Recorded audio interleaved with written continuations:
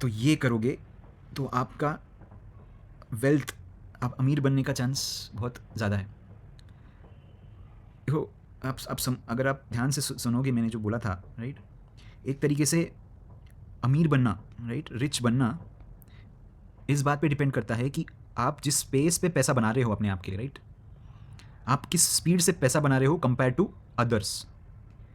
अगर समझो आप बनाते हो 5 लाख, आपने समझो 5 लाख साल में सेविंग कर लिए, ठीक है, खर्चे वर्चे निकाल के आपने 5 लाख बनाए। बाकी लोगों ने, और बाकी लोगों ने समझो ए है, ये बी है और ये सी है, और बी ने समझो 4 लाख बनाए, और सी ने समझो 4.5 लाख बनाए। तो आप तीनों तीनों अगर आप देखोगे तो आपको लगेगा आपने 5 लाख तो बना लिए, अच्छी बात है, बट आपको नहीं पता बी ने कितने बनाए, सी ने कितने बनाए। बट अगर समझो एक इकोनॉमी में आपने 5 लाख बनाए, बी ने 4 लाख बनाए, सेविंग्स कर लिए साल के एंड में, और सी ने 4.5 लाख कर लिए, तो आप लोगों में डिफरेंस बहुत कम है, तो आपको कभी वो रिचनेस महसूस नहीं होगा, ठीक है। और दूसरे सिनारियो में ए ने 5 लाख बनाए साल के एंड में, बी ने सिर्फ 1 लाख बनाया साल के एंड में, और सी ने सिर्फ 50,000 ही बनाया। तो अभी आप देखोगे कि ए इज़ मच रिचर, क्योंकि उनका जो गैप है बी से और सी से बहुत ज़्यादा है। तो ये जो डेल्टा है, राइट, जो गैप है, वो आपको रिच बनाता है। अगर आपने 10 लाख कमाए और बाकी दुनिया ने भी 10 लाख कमा लिए, तो सब तो उधर ही रह गए, तो कोई रिच नहीं बना। तो आपकी परचेसिंग पावर कैसे बढ़ेगी?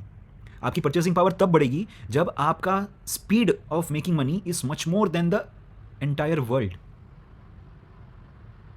और ये तभी होगा, मतलब हाई प्रोबेबिलिटी है कि अगर आप अपना बिजनेस खुद का चलाते हो, अगर आप, ठीक है, अगर आपने आईआईटी से पढ़ाई की है, आईआईएम से की है, तो ऑब्वियसली राइट, उसमें जाना भी इजी नहीं होता। तो हाई, मतलब अगर आप टॉप पोजीशन में हो अपनी कंपनी में, राइट, आप सैलरी लेते हो, बट आप सीईओ हो, सीटीओ हो, सीनियर डायरेक्टर हो, तो आप ऑब्वियसली बाकी लोगों से, जनता से फास्ट कमाओगे, ज़्यादा फास्ट स्पीड में कमाओगे, तो आपको लगेगा कि आप रिच हो रहे हो, राइट। बट अगर आप सोचोगे तो सबसे शॉर्टेस्ट तरीका और प्रोबेबिलिटी जिसमें सबसे हाई है वो बिजनेस होता है, क्योंकि बिजनेस में आपके पास ओनरशिप होता है और आपके पास इन्फाइनाइट टाइम होता है उस बिजनेस को सक्सेसफुल बनाने का। मतलब infinite time in the sense वो आप पे डिपेंड करता है कि आप कब तक उसके पीछे अपने आप को रखना चाहते हो, ठीक है।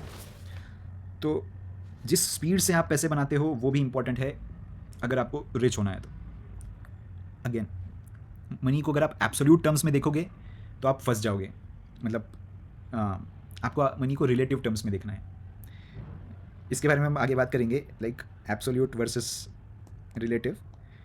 बट लोन के मामले में आप इतना समझ लीजिए, इस वीडियो को मैं एंड करता हूँ अभी, है ना, कि गवर्नमेंट के पास इनफाइनाइट मनी प्रिंट करने का हमेशा पावर है, बट वो नहीं करते हैं। उनको एक रीज़न चाहिए होता है, स्ट्रॉन्ग रीज़न चाहिए होता है।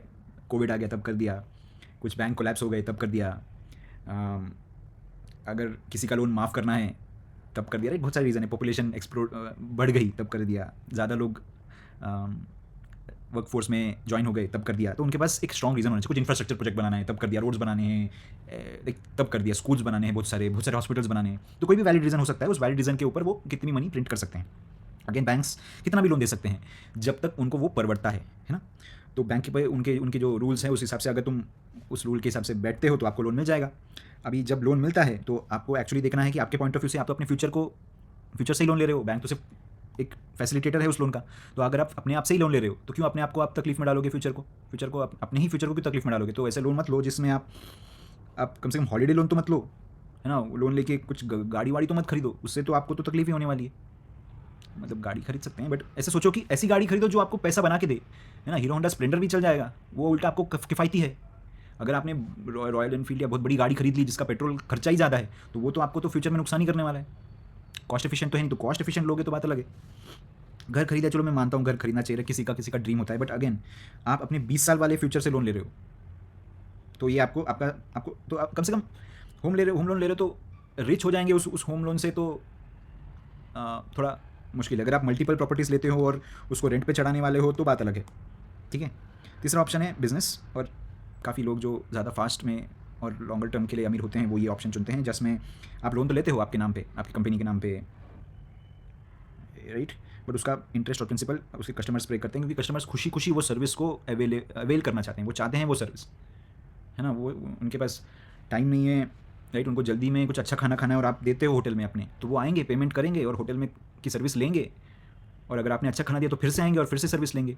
और अगर आप उस बिज़नेस को प्रॉफिटेबली चलाते हो तो एक तरीके से आपका प्रिंसिपल और इंटरेस्ट आपके कस्टमर्स पे कर रहे हैं, ठीक है। और जिस स्पीड से आप पैसे कमाते हो या पैसे सेव करते हो, right, at the end of the year compare to other, ये डिफाइन करता है रिचनेस। अगर सब पैसे कमा रहे हो और आप भी कमा रहे हो तो आप रिच नहीं हो गए।